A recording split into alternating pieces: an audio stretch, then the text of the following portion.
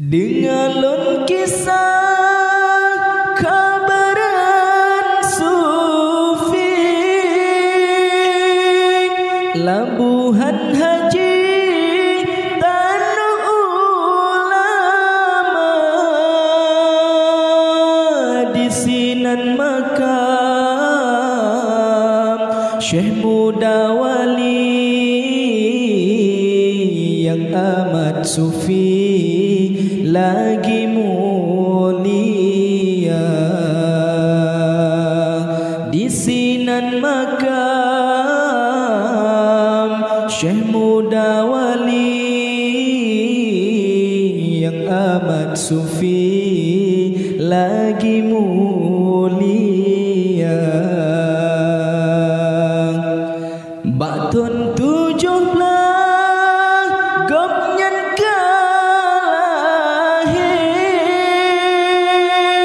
Kemakatan leh batu 60 babulan Syawal poh 2 uro si kurang uro Selasa babulan Syawal poh 2 uro si kurang uro Selasa. Alhamdulillah Rabbul Izzati sabda Nabi ban kenal ulama sangkirahana ulama sufi dum umat Nabi tetap lam dosa sangkirahana ulama sufi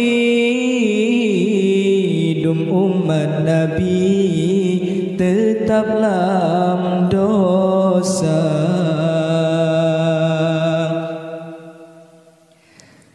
Gopnyan kasakit katrip kalawi baladum gopri melumba-lumba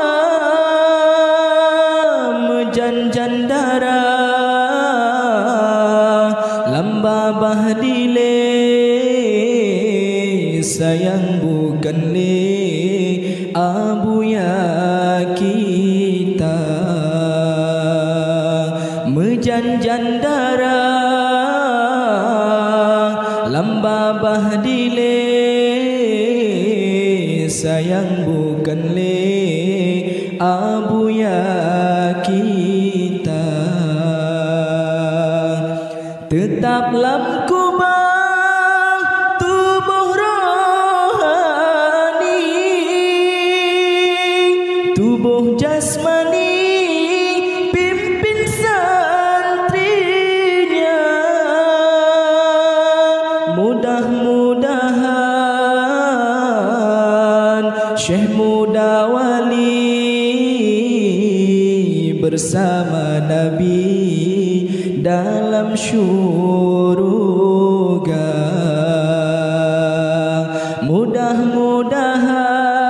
mudah-mudahan Syekh Muda Wali